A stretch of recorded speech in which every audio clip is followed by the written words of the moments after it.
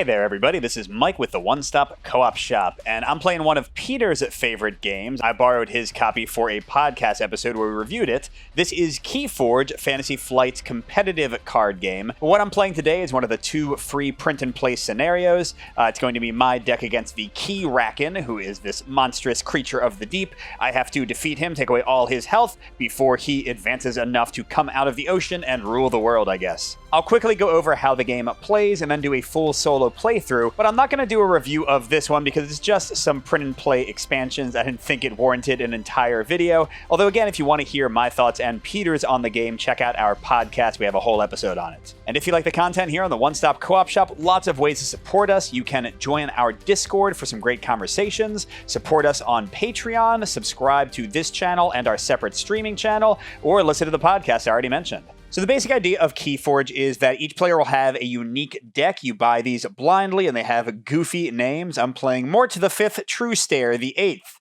He's the 5th and the 8th, or I guess he's Mort V True Stare, whatever. But each deck has 3 different houses. Here I've got Brobnar, Logos, and Star Alliance. And their deck will be made up of a fairly equal mix of those 3 houses. You'll see in the upper left which of the 3 is represented. And on each of your turns, you start by choosing one of the 3 houses. Like here, I have mostly Logos, these 3, so maybe I'd choose that. And you are then limited to playing only cards from that house. So if I chose Logos, I couldn't do anything with these 3. And you have 3 types of cards. You have creatures that have a power value and often some special abilities. They stay in play and can attack other creatures or reap for gems to help you do different things. You also have another card type called artifacts, which also stay in play and give you consistent powers, although I didn't draw any of those. And then finally, you have actions, which are one-time events. You play them and they're immediately discarded.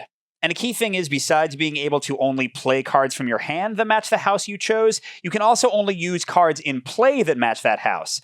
So for example, if I played Quant, this Logos creature, then she would go into play exhausted. You can't generally use creatures the turn they come into play. She'd unexhaust at the end of my turn, but until a future turn where I chose Logos again, I couldn't actually exhaust her to do any actions. If I chose Brobnar, for example, or Star Alliance, I would be locked out of doing anything with her. And at the end of your turn, you draw back up to 6 cards. There's lots of other stuff going on, but I think it'll make more sense as you see it in play. Now, as I mentioned, Fantasy Flight has released 2 free print-and-play scenarios, and we're playing the first one, the Keyraken, which I will say generally works much better with solo. I think the player count balance is a little bit off. The other one works much better if you want to play multiplayer. In this case, this is this big, nasty guy. He has 30 life per player. We just got to beat him down enough to win. And just like us, he's going to be collecting these amber gems. And while we have this tied card on the low side, this is always in play. If he has 3 gems per player, he can advance. If he does that 4 times, he wins. We have to defeat him before he does that.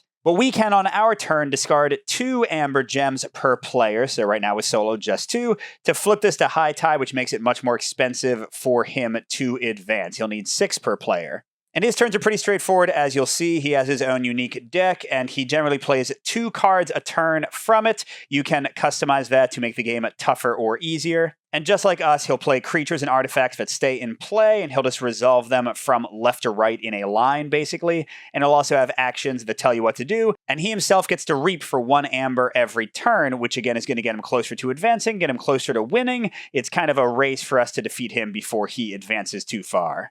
So those are the bare bones basics. Let's jump into the play and see if we can defeat the Keyraken. So I've drawn my starting 6-card hand, and you do have an option at the beginning of the game to mulligan. You put these back in your deck, you reshuffle, and you draw 5 cards, 1 less than normal, and you cannot draw again, you cannot mulligan again after that. And what I've got here, I've got 2 Twin Bolt emissions and a zap. All of these are direct damage to enemies, which is kind of useless for my first turn because clearly the Keyraken has not had a chance to play any. Now, it is important to note that the boss, the Keyraken, is not a creature. So, like all these effects that let me damage a creature, it would be great to blast him and get closer to winning, but I can't. And what else do I have? I have 1 really powerful creature for the Brobnar house, but that's the only Brobnar card I have.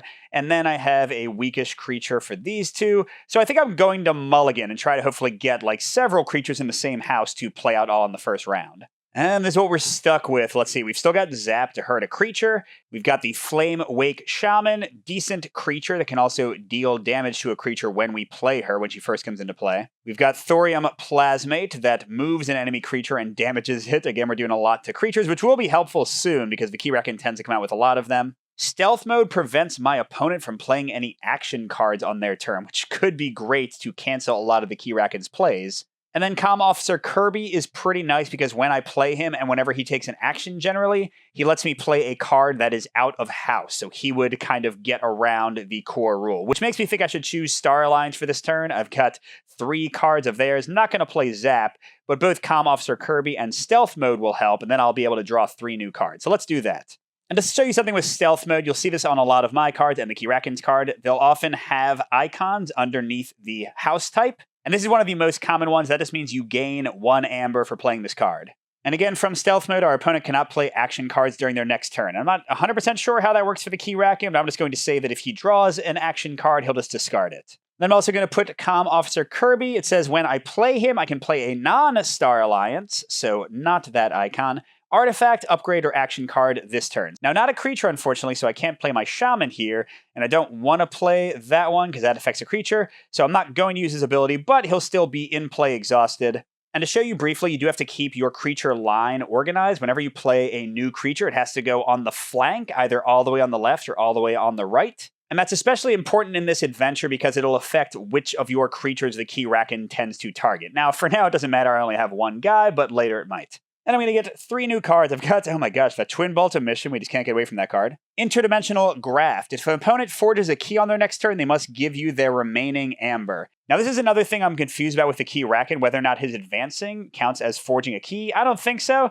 So that might just be a dead card, but we'll see. And finally, Chieftain's Brew. Give a creature 2+1 power counters. That means they'll do more damage, and they can also take more damage because creatures' power value is both how much damage they deal and their kind of damage capacity, so that's a nice one. And I also unexhaust all of my creatures and artifacts at the end of my turn, so Kirby will be able to do something maybe next turn. And now it's the Keyraken's turn, and on standard difficulty, I'm going to resolve 2 cards.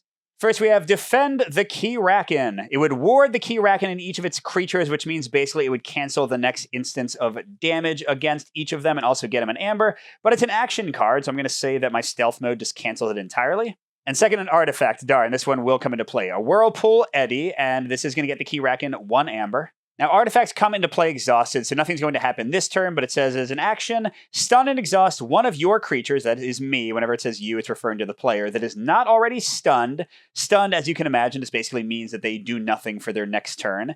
And if all of your creatures are stunned, destroy Whirlpool Eddy and lower the tide. So I might actually want to purposefully not play any new creatures on my next turn, not that I'm even sure if I could, because that way they'll just stun this one guy and that thing will destroy itself.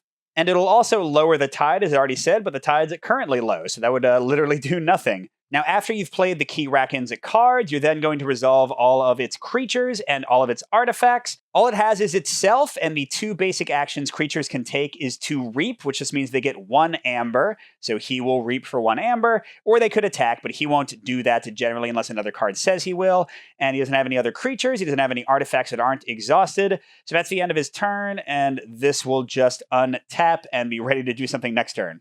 All right, so now we come back to me, and I've got 3 Logos cards, but 1 affects Forging Keys, which again, I don't think the Keyraken counts as doing, and the other 2 attack its creatures. It doesn't have any yet. If I chose Star Alliance, I could use Comm Officer Kirby and Zap, although there's no creatures to hit. If I chose Brobnar, I could play the Shaman, but remember I just said I don't really want to get more creatures out yet. I could play this Chieftain's Brew, but, I think I'm going to do Star Alliance. I won't play Zap, but I can get rid of it. You can discard any cards you want within your chosen house. So I'm going to get rid of Zap. I probably should have done that last turn.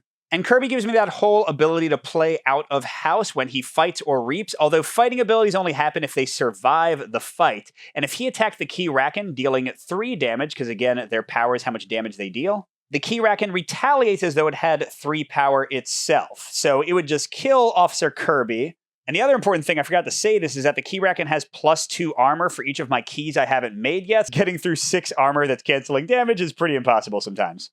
So I'm going to have Kirby reap and get me another amber. And that lets me play 1 card out of house. So let's go ahead and play Chieftain's Brew. That'll get me a 3rd amber, and I'll give Kirby 2+1 power counters. That'll make him a bit more survivable as he's reaping or eventually fighting. We'll see. All right, and he unexhausts, and I'll get 2 new cards. Another Stealth Mode. I don't mind that too much. And a Data Forge, another action. Gets me an amber. You may forge a key at +10 amber current cost, reduced by 1 for each card in your hand. Now, this card probably won't matter, but the reason this is important is because you have to forge keys if you have 6 or more amber at the beginning of your turn. So this gives you the chance to forge multiple keys in the same turn, which normally you cannot do. All right, we're coming over to the Keyraken, and first, he's going to play Emergence, an action. It will get him 1 amber. He's going to destroy 1 of my artifact and exhaust 3 of my creatures. Well, I don't love the amber because he's very close to advancing. And just like me forging keys, that would happen at the beginning of his turn. So he does only need 3 amber to advance when he's at low tide, but because he started his turn with only 2, he will be able to do it next turn, not right now. Now, lucky for me, I have no artifacts for him to destroy. Instead, it exhausts 3 creatures. He'll just exhaust 1. That was pretty much a waste of a card. There we go. I knew some creatures would come out eventually. This is a Lashing Tentacle with 3 power. Now, just like my creatures, it's going to come into play exhausted. But whereas most creatures will reap to get the Keyraken more amber to advance, this one has Prey, the most powerful creature, which means that it will attack and deal 3 damage to my most powerful creature each time it activates. And it has the Skirmish keyword, which means they don't get to retaliate when it attacks. So it can just plink us for 3 damage forever. But every creature of the Keyrakens has this ability. Destroyed. When it's destroyed, it deals 3 damage to the Keyraken, ignoring armor, which means you can just go straight through and smash it by killing its tentacles enough. All right, so here this guy goes. Finally, a reason to use some of my creature damage abilities. And now we activate the Keyraken and all its creatures. He's just going to reap for 1 more amber. This guy's already exhausted. And let's look at our Whirlpool Eddy again. Stun and exhaust 1 of my creatures that is not already stunned. And then if all my creatures are stunned, destroy this and lower the tide. So he's already exhausted. No worries there. But now he's stunned, which means the next time he could take an action, he'll just basically get rid of the stun. But now all my creatures are gone, so this destroys itself, and the tide is lowered, but it's already low, so ha ha ha, take that, sir. All right, so we're coming back around to me. Kirby is out of it no matter what, so, I mean, it really looks like I should probably pick Logos this turn. That can get me 4 amber, enough to forge a key. If I play all of these, I can plink his monster quite a bit. And you know what? I just checked the rules, and it does say cards that modify the Keyraken's, like, key creating costs also affect it advancing. So I'm going to assume that Interdimensional Graph would work in a similar way. If he advances on his next turn, then I get to steal some of his amber, which I might want to do. So sure, it seems like it would be moronic not to choose the Logos with 4 cards. I'm going to go ahead and play Data Forge. You generally have to fully resolve a play effects as much as you can, but this says you may forge a key, and I'm not going to, so I just want to get the 1 amber from playing it and get it out of my hand. I'll also play Interdimensional Graft for 1 amber, and again, I'm going to steal 1 amber from the Keyraken, unless I raise the tide, but I don't think I'm going to. And I've got 2 more. Twin Bolt Emission says play, deal 2 damage to a creature and 2 to a different creature. Now, the negative of that is, as I mentioned, you have to fully apply card effects, so if I did 2 damage with that to Lashing Tentacle, I'd also have to do 2 damage to Kirby, which would bring him down to 3 power, and the Tentacle could finish him off when it attacks next turn. And the Thorium Plasmate is kind of similar. It only hurts the Tentacle for each of its other creatures that share a house with it, which is nobody. So I can safely play that one for no effect because I can't actually hurt the guy to gain 1 amber. And then Twin Bolt Emission, do I want to save it? Yeah, you know, I think I'll save it because Kirby could theoretically let me play it out of house, even though I don't love to keep cards in my hand. And now I have to choose. Do I spend 2 amber to flip the tide to high? Which would mean the Keyraken would need 6 to advance. Remember, if it advances 4 times, it wins instead of 4, which means it would not count as forging a key next turn. I would not get to steal 1 amber. Or do I let it do its first advance, steal 1 amber from it, and be able to forge a key on my turn? I think I'm going to make the second choice. I might regret it. All right, so Kirby unexhaust, although again, the next time he could exhaust to take an action, it'll just be to get rid of his stun. All right, come on, I need some creatures. Okay, we got a Tactical Officer, a Star Alliance creature, a weak little Logos creature, another Star Alliance creature is great. So lots of Star Alliance, plus Kirby if he's still alive. That'll probably be my house next time. Okay, in the Keyraken, we check. Can it advance? Yes, it can. So that'll be its first of 4 advances, spending 3 amber. And then we'll assume that counts as making a key, and I'll steal his last one. And advancing would lower the tide, but again, it's already low. And we're going to use these little markers to show. So he's got 1 out of 4. Now playing 2 cards. Tide down action, going to get him an amber. Okay, play. Put 1 of your creatures on the bottom of your deck. If the tide is high, the Keyraken archives 1 adventure card. Archiving is terrible. What that means is it saves the card until its next turn, and it's an extra card it gets to play. So it would play 3 cards instead of 2. So again, that gets him an amber. And he's going to put Kirby on the bottom of my deck, but at least he's not stunned anymore. I guess that's good. And his second card, Tidal Trouble. Wow, another amber. Stun your most powerful creature and each creature that shares a house with it. If the tide is high, you may lower the tide instead. Well, no, we'll go ahead and let you stun my non-existent creature. We don't mind that. All right, so nothing new coming into play. The Keyraken will reap for 1 amber, and fortunately or unfortunately, the Lashing Tentacle has no creature to attack, so it'll also reap. So that's getting the Keyraken 2 more amber. So yikes, I definitely have to make the tide high this turn, or he's just going to run away with it easily. All right, coming around to my turn, I do not have a choice. I have to spend 6 amber, and that'll forge one of my 3 keys, which means the Keyraken only has 4 armor now instead of 6, which isn't really that much better yet. And now let's see, do I still want to call Star Alliance? It seems like I probably do. Stealth mode might cancel the Keyraken playing some cards, and it gets me a 2nd amber, which will let me raise the tide. Censor Chief Garcia makes keys cost +2 during your opponent's next turn, so if I can keep her alive, she'll really slow down his advancement. Tactical Officer Moon has Assault. When he attacks, he gets to deal 2 damage before he deals his regular 4, and when I play him, I can rearrange the creature in the player's battle line. That doesn't matter at all, he's only got the 1 tentacle. Now, I can't forget the dang tentacle is going to attack my strongest creature, which means it would do 3 damage to Tactical Officer Moon. He'd still have 1 life left, and Censor Officer Garcia would be left alive. So yeah, we're going to play all 3 of these, get them in the battle line, which means keys will cost +2, which shouldn't matter. And we're going into stealth mode to get ourselves a 2nd amber. And actually, I guess with Garcia's ability making keys cost +2, I don't have to raise the tide yet, because he would need 5, 3 + 2 to advance. He only has 4 this turn. So we'll just let things ride like that. Let's see what we get. Another Star Alliance. Man, I'm drawing all my Star Alliance cards early. And another one. Wow, 2 strong creatures. Okay, and a Brobnar card. And oh man, look how good Lieutenant Kirkar is against their tentacle. Hazard is 3. Before this creature is attacked, deal 3 damage to the attacking enemy, which is not retaliation. It's his own special ability. So that would be awesome. Let's definitely do Star Alliance next turn. I love it. Okay, coming around to Keyraken, cannot advance because of Garcia increasing the cost by 2. So we just go to playing 2 cards, and hopefully there'll be actions that get canceled.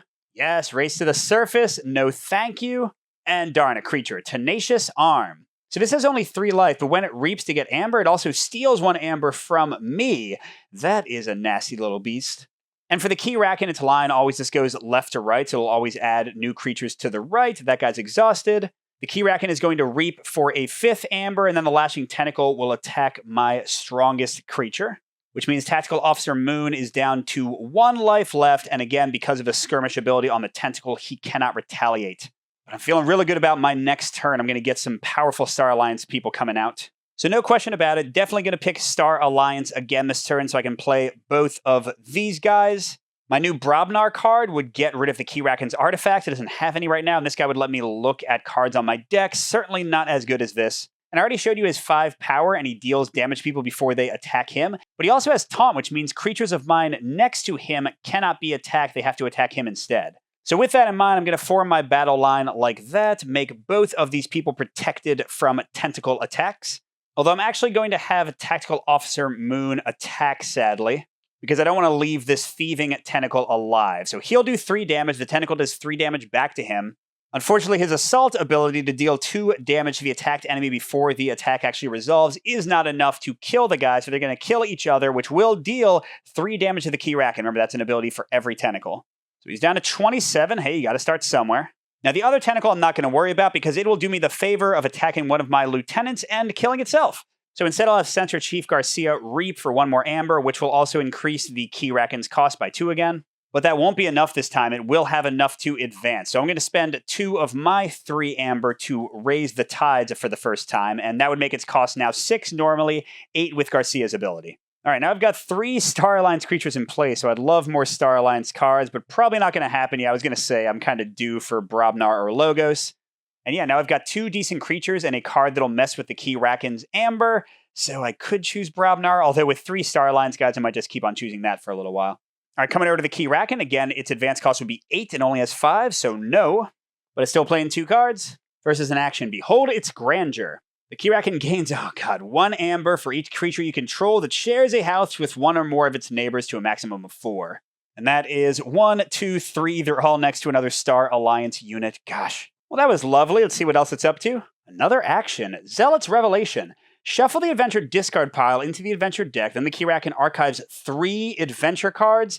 Ooh, if the tide is high, you may lower the tide instead. Yeah, you know what? I don't want it to play 5 cards next turn. Give me a break. So I'm just going to lower the tide, which cancels that effect entirely.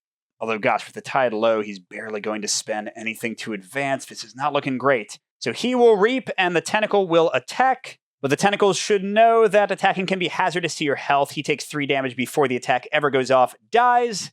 So the Keyraken is down to 24 life, and with nothing at all in play. So its big amber is a problem, but it has not kind of built things up at all. Let's see if I can get something going with that. But yeah, even though it's fairly boring, I don't really love the Brobnar cards I have right now, and clearly I don't want to pick Logos. There aren't any creatures to attack with that or with her ability. So I think I'm just going to reap a bunch. Now, these guys do have 5 power, so if they attacked the Keyraken, they could do 1 damage, but that doesn't seem worth it. So let's go 1, 2, 3. That'll get us 3 more amber, and now its costs are +2 with her ability. Let's see, do I spend 2 of my 4 amber to raise the tide again? So you'd have to spend 5 to advance if I don't raise the tide, and 8 if I do. I guess that seems worth it, yeah. So we'll spend 2 out of 4. We're back down to 2. And he's going to lower the tide himself in a second, but it is costing him more amber than we spent. I guess that's good.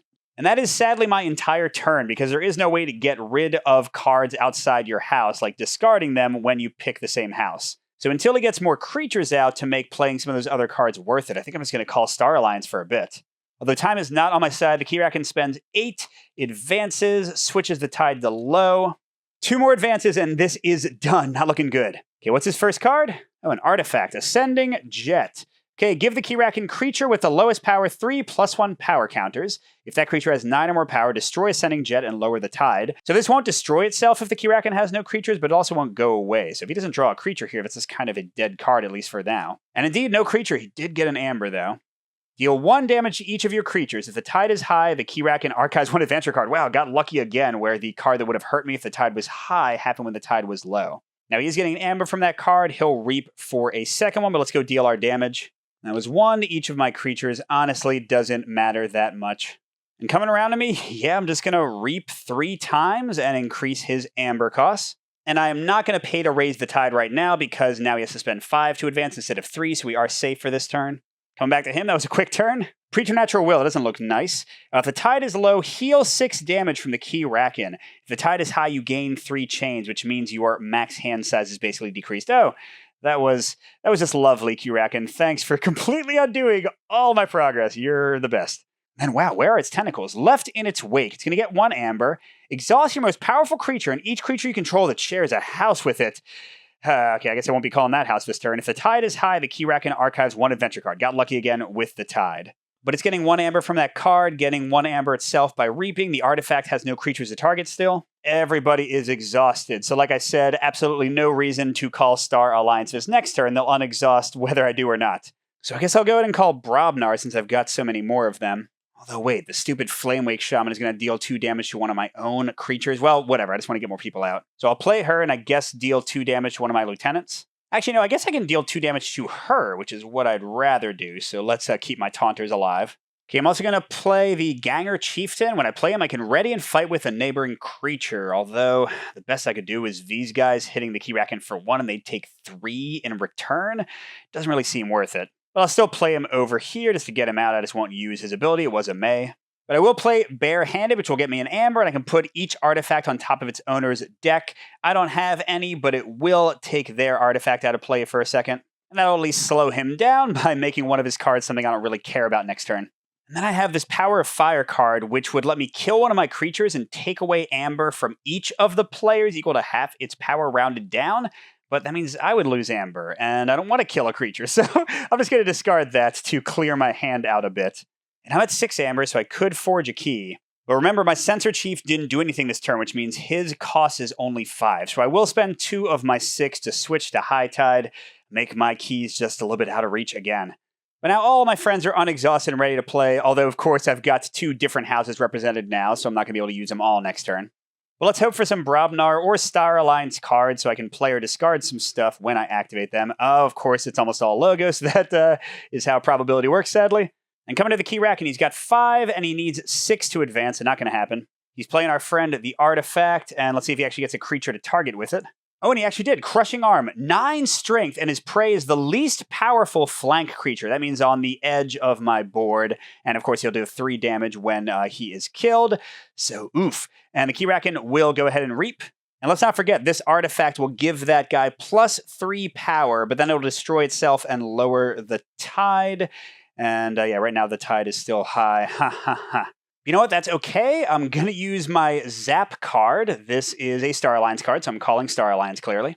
And it deals 1 damage to a creature for each house represented among creatures in play. And it gets me a 5th Amber, by the way. And I'm pretty sure this Keyraken icon is a house. That would mean there are 3 houses in play from different creatures. So we get this guy down to 6 life left. And that means when he tries to attack my Flame Wake Shaman, who is my weakest flanker, he'll instead have to go to Lieutenant Krakar for his taunting ability. He'll take 3 damage from Hazardous, 5 from Krakar himself, and he'll kill him, but he'll also kill himself. Cool with all of that. And by the way, on that topic, 1, 2, 3, Reap. That gets us to 8, and means that his costs are 2 higher next turn, so he still won't be able to advance. And look at this, we actually get to draw a card, and it's another Brobnar. Okay. We're coming over to the Keyraken. Usually 6 would be enough at high tide, but because of awesome Garcia's ability, it is not yet. His first card, is another arm. Slippery Arm. It is elusive, which means the first time it would be damage each turn, it's not damage, basically. Let's see, if it reaps and the tide is low, oh my gosh, he gets an extra card to play. Gotta murder that. And second, Primordial Upgrade. The Keyraken gains Reap Archive 1 Adventure card. After a player forges a key, destroy Primordial. Wow. So this is going to suck just this turn, because basically it means that when he reaps, he's also going to get a 3rd card to play for next turn. But I'm literally building a key in 5 seconds, so that card will be gone and only activate once, because that is a nasty one. All right, so the Keyraken does reap, so we'll archive a card. We'll just kind of put it near its deck to remind us, so we'll play a 3rd card. Okay, and then the Crushing Arm will attack. As we said, going after the Lieutenant, his Hazardous will deal 3 damage, so he has 3 life left, and then he'll do 9 to the Lieutenant, he'll do 5 to him. They are both dead, and that's 3 damage to the Keyraken, getting him back in somewhat damaged territory. And then, oh no! The Ascending Jet is going to give this guy +3 power, and because he does not have 9 power now, this will not destroy itself, it won't lower the tides. This guy's going to keep on getting stronger. Yuck. Yeah, that's pretty terrible, because he wasn't going to be that tough to just attack straight out, but now he's real nasty. All right, coming around to me, I must forge my 2nd key, so the Keyraken is now down to only 2 armor, so actually kind of attackable. All right, so let's see, what kind of goofiness do I want to do? I'm actually kind of thinking about calling Logos just to clear out my hand a bit, and I could hit that creature twice to deal 4 damage to it, but that still wouldn't be enough to actually kill it, so maybe that's not the right call. Maybe I call Brobnar instead, use my 2 creatures, and then mess around with these guys? Yeah, I think that's probably the right call. So Gron, 9 toes, if he's damaged, gets +4 power, but he has to survive the damage, which means if I use like these twin balls just to hit him and some other monster, that would actually be helpful, so let's play him. We'll put him over here, I guess.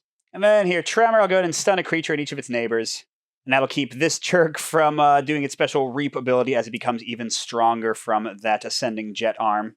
And as for my 2 existing Brobnar guys, I think the Shaman will get me a key. I don't want her to die. But the Ganger Chief could actually do 3 damage with Keyraken's 2 armor, and he would only take 3 damage back, so he'd still be able to hurt something else later on. So yeah, I think I want to do that. So he'll take 3 damage and deal 3 damage. That gets the Keyraken down to 24. We've been there before. All right, let's see what our next 2 cards will be. They'll probably just be Logos. We'll have all Logos. Oh, never mind. Ooh, 8 attack for Brobnar. I like that. And another Comm Officer Kirby. How are you, buddy? But coming around to the Keyraken, sadly, we did not have Garcia do her special, so he is advancing. He'll need to do it 1 more time to win. That lowers the tide. Oh, yuck, yuck, yuck. We're not going to make it, everybody, I don't think. Okay, and here's the archived card, a 3rd card play. We get a Grappling Tentacle. It attacks the most powerful non-flank creature, so like in the middle of my line. And when we play, he captures 3 amber from me. If the tide is low, he captures 6 instead. I've only got 2. Capture means it's on him. The Keyraken can't spend it. And if we kill him, we get it back. So we certainly need to kill him, I guess, don't we? And now the 2 regular cards. Oh my gosh, look, an artifact is getting him 2 amber, Swift Current. As an action each turn, the Keyraken's creature with the highest power captures 1 amber from you. If you have no amber, destroy this and lower the tide. Well, I have no amber right now, but it's not activating yet. And his final card, Beast of Dark Legend. The Keyraken gains 1 amber for each of your unforged keys. That's only 1. And if the tie is high, he archives a card. That doesn't happen at least. Oh, and I forgot, I made a key, so this awesome Primordial card is gone. But yeah, this is looking absolutely terrible. We might lose this turn. So going to his actions, he reaps for a 3rd, which is already enough for him to win next turn with low tide. The Slippery Arm tries to reap, but can't, so it just gets rid of its stun. And for the Ascending Jet, both these guys have 6 power, so I can choose. I guess I'll say the Slippery Arm goes up to 9. But at least that artifact destroys itself, and it would lower the tide if it wasn't already low. This artifact is not ready until next turn, but oof, oof, oof. I don't see how we're going to pull out of this. All right, well, I'm in a rough place. I could call Logos. It would get me 2 amber from playing both of these attacks. I could hit both of his creatures for 4 each and get them fairly close to dying. And then I could spend the 2 amber to raise the tide so he couldn't win this next turn, but it's not really helping me win either, is it? Alternatively, I could choose Star Alliance, play Comm Officer Kirby. That would let me play one of my Twin Bolt emissions. And that would open me up to using Sensor Chief Garcia to increase his cost so he couldn't advance next turn, and Lieutenant to, I guess, hit somebody. Or maybe I just call Brobnar and try to murder the Keyraken. I mean, that's also an option, right? Okay, I'm going to call Logos. I don't know if that's the right call. So first I'm going to play this weak little Igor. He lets me look at the top 3 cards of my deck and add one to my hand and discard the others. So I guess I'll try to get a Logos card. I did indeed get one, although, gosh, Mega Ganger Chieftain. 7 power himself, and I would let me ready and fight with a neighboring creature, so I could like use that 9 power guy to hit the Keyraken twice next round. What does this guy do? Reveal the top card of your deck. If it's a Logos card, play it. Yeah, forget that. I'm going to get this guy to my hand for next turn. Okay, and then I'm going to get 2 amber by playing Twin Bolt Emission twice. It's going to deal 2 damage to a creature and 2 to a different creature. So let's see. I want to hit the Grappling Tentacle for just 2, because then when he attacks one of my guys on his turn, he'll kill himself. I'm going to hit the Slippery guy twice, though, get him down to 5 life. And I'm actually going to hit my own guy, Gron Ninetoes, to get him down to 3, but then he gains +4 power. So he's now a 9 damage hitter, which means next turn I could hit the Keyraken, play Mager Ganger Chief next to him, and hit the Keyraken again. That would be, 18 damage minus 2 armor each time. So that'd be 14. Oh man, that would be so close to killing him potentially. Now, sadly, I should not play the mini groupthink tank, because look, when I play or fight or reap with him, I have to deal 8 damage to a creature that shares a house with 2 of its neighbors, which would be amazing if the Keyraken had 3 creatures, but while it has 2, that does not help me at all. Yeah, I mean, I just have to blast one of my own people, although, maybe I do it anyway just to get it out of my hand. I can kill somebody, right? There's lots of people I'm never going to use again. Yeah, you know what? Let's just blow up Garcia. Who cares? Because I basically have to win with Brobnar or I'm done, so the chance to draw even one more Brobnar card is something I want to take. Okay, I got another Garcia. I got 3 Brobnar, but they're all creatures I probably won't have time to do anything with. Oh, and sorry, I'm definitely going to raise the tide so he does not win immediately. Give me a break here. But I'm not sure how in the heck I'm going to keep him from winning next turn, even with high tide. All right, he plays his first card. Another Grappling Tentacle. Okay, he's going to steal some amber from me. No, he's not. He doesn't. I don't have any for him to steal. And then the Evil in the Ranks. Deal 3 damage to each of my flank creatures. If the tide is high, he also archives a card. So this time that will happen. We are at high tide. And let's see. 3 damage to my flank creatures. The tank will only take 1 because it's got 2 armor. But Grom, well, dang. I'm sorry that I hit him now because apparently he would have gotten damage anyway. Okay, and then the Keyraken reaps. This guy reaps, and if the tide was low, he would also archive an adventure card, but it's not, thankfully. Okay, and this guy is going to attack my most powerful non-flank creature, and since I'm about to call Brobnar, we'll certainly pick Lieutenant, which means this guy takes 5 damage in killing him. I get my 2 amber back, not that I really want it. But the important thing is that's going to do 3 more damage to the Keyraken. Oh man, I can taste it. It's so close. I don't know if I'll have enough damage. Come on. And what does this guy do? The Keyraken's creature with the highest power captures 1 amber from you. Okay? So highest power would be this guy. Oh my gosh, look, this is amazing. He only has 5 amber, which means with high tide, I have 2 turns to kill him. 2 turns! That should be all I need. Come on, that should be all I need. So no doubt in my mind, we are calling Brobnar. We are bringing the pain, baby. So I can play all 3 of these guys exhausted, ready to hit him next turn. And the big thing is, before I play Mega Ganger Chieftain, I'm going to have Gron go ahead and attack. The Keyraken will do 3 damage to him, so he's at 8 damage out of 9 with his +4 bonus, but he'll do 7 damage to the Keyraken. And then this guy comes in, unexhausts him, and he'll do it again. He will die, but that will deal 14 damage to the Keyraken. So wow, he's only got 7 life left. Can I just get him now? And sadly, the answer to that is no, because this guy with his armor would do 3 damage, and she would do 2. That would leave him with 2 life left. And these guys don't help to change that. Now, who's the tentacle going to attack? The strongest non-flank creature? Oh man. Let's go ahead and have Mega Ganger Chieftain become a non-flank creature, because that guy only has 6 life. So he'll kill himself and deal 3 more damage to the key. Oh, wait, 3 more damage to the Keyraken! 3 more. Yes. Okay. So, Ganger Chieftain will indeed murder himself to do 5 minus 2, 3 damage to the Keyraken. And then our Shaman will do another 2 after the armor. Look at this. That is down to 2 life. So if things go as planned and the cards he plays doesn't do anything crazy, that Grappling Tentacle will attack my big Mega Ganger Chieftain, will blow himself up, do 3 damage to the Keyraken, winning, baby! I'll still draw some cards in case something crazy happens. Okay, we've got more Logos, a Brobnar, and another Logos. So what's going to happen? He's got 5 Amber, not enough. Here's its archived card from last turn. Slippery Tentacle Arm, we don't care, that's not going to save you. 2 more cards, don't do anything weird. A Shield Arm with Taunt, that's also not going to save you. And Race to the Surface. It gains 1 Amber. For each time the Keyraken has advanced this game, it archives 1 adventure card. And I draw that many cards from my deck. We don't care. We don't care, everybody, because, look, this guy will get even more Amber. It's got way more than enough. And then the Grappling Tentacle is like, oh, I want to grapple somebody. Who do you want to grapple? How about a 7-power Nightmare? You want to grapple him? Deal 3 damage to the Keyraken, ignoring armor. So from the jaws of victory, the Keyraken snatches its own defeat. Come on, spin, you thing. And it is down to 0 damage. Woo! All right, I was pretty worried there in the middle, but we managed to pull out a win. And again, this was just one of the 2 free adventures available from Fantasy Flight Games.